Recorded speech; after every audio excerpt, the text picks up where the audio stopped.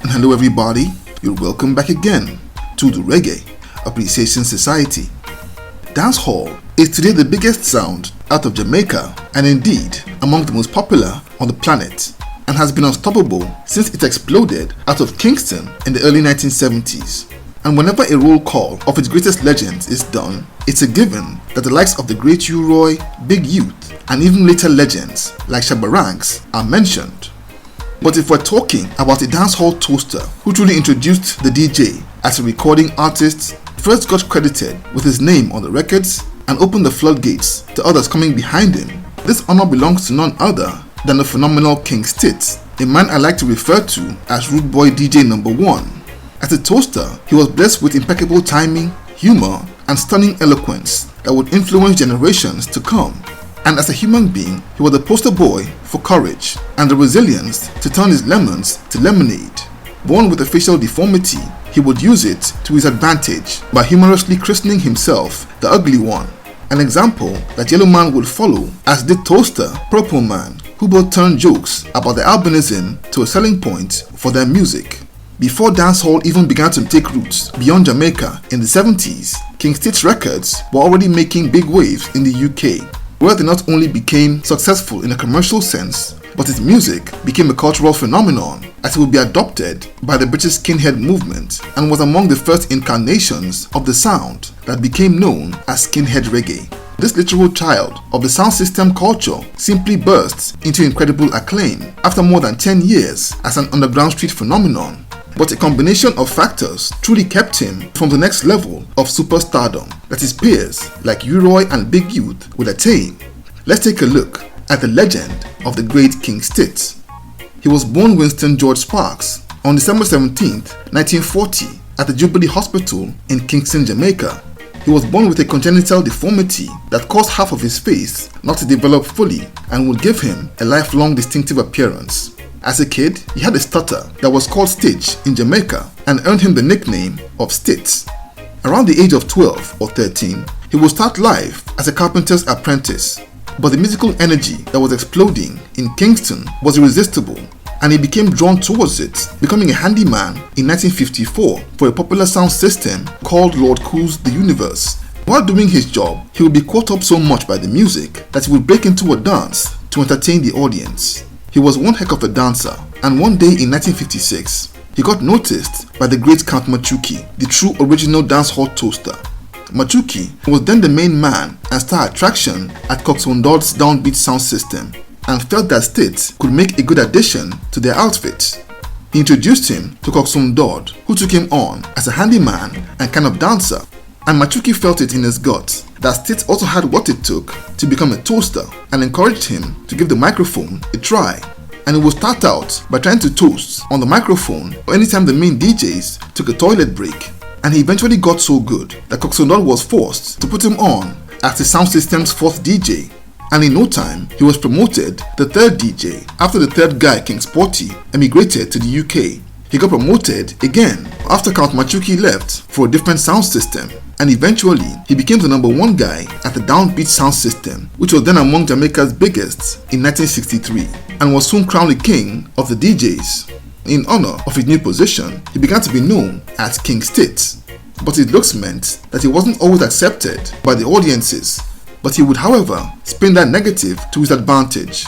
He was a massive movie fan and loved the epic Sergio Leone movie The Good, the Bad and the Ugly, and christened himself the Ugly One, a gimmick that made him an even bigger hit with the fans. However, in 1968, that party would come to an end as Coxsone Dodd, who had gone into the recording business 7 years earlier, closed down his sound system to focus on his immensely successful recording studio, Studio One. Now, without that job, Stitt found himself working as a mason at construction sites at Ocho Rios and getting on the microphone at sound systems whenever he could. It was during this period that a groundbreaking opportunity would come. Then upcoming producer Clancy Eccles had been a big fan of Stitt for years and got the idea of recording his performances in the studio and putting it on wax, an idea that was novel and mostly unknown in those days.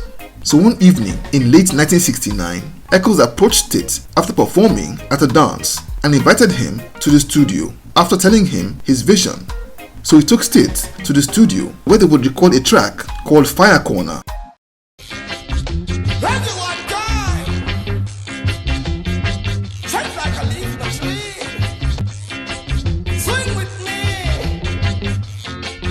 Over the rhythm to an earlier song by Echoes called Shooby Doo.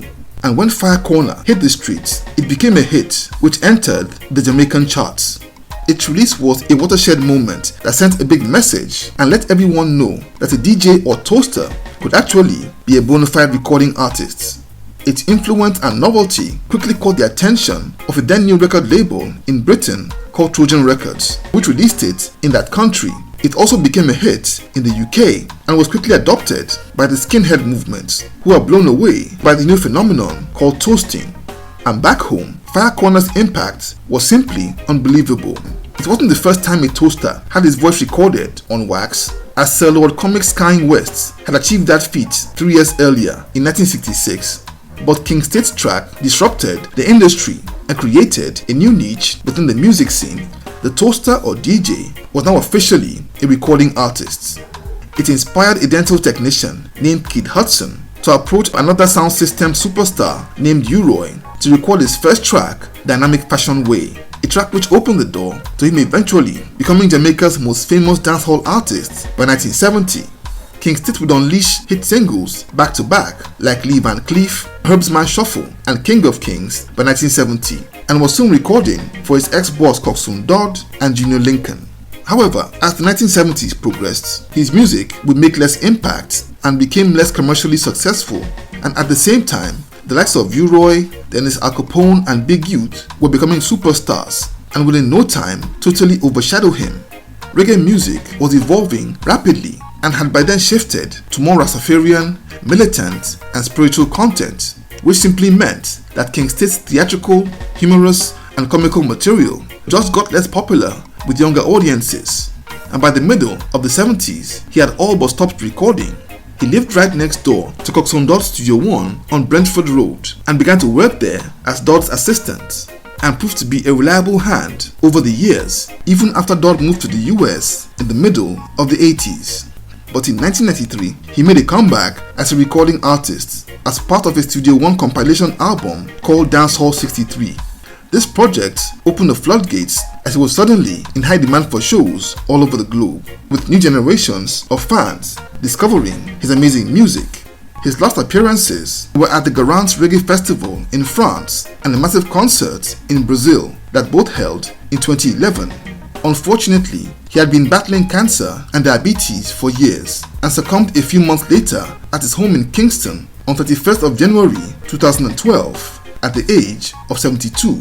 And that was the end of the great King Stitt, a man who overcame incredible adversity to become one of the true innovators and pioneers in the history of reggae.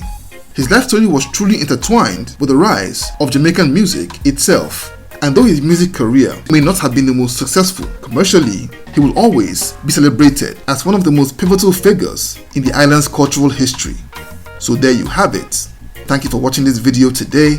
Please leave a like, subscribe, and until next time, God bless.